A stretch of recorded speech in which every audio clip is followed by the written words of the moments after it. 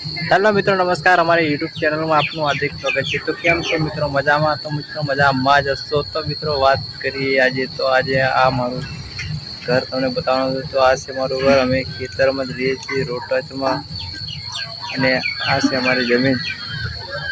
તો મિત્રો વાત કરીએ આ મારી ઘરની આજુબાજુનો નજારો કેવો છે. આ છે મારું ઘરની મારી ઘરની બાજુમાં ખેતી છે, રીંગણ કરેલી છે, ને તેની બાજુમાં કંઈક નજારો અને સાંજનું વાતાવરણ છે મિત્રો. તો અહીંયા ઘણા પણ પક્ષી આવ્યા છે. આરતીનો ટાઈમ થાય છે, આરતી પણ થાય છે, અને આ સાંજનું વાતાવરણ બેસ્ટ વાતાવરણના લુક લાગી રહ્યો છે.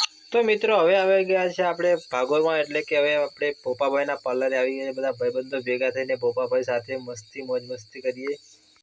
તો મિત્રો આ છે અમારા ગામની ભાગોળની અંદર ઘણા બધા મંદિર પણ આવેલા છે. અહીંયા વચ્ચે ભાગોળના ભાથીજી મહારાજનું મંદિર આવેલું છે.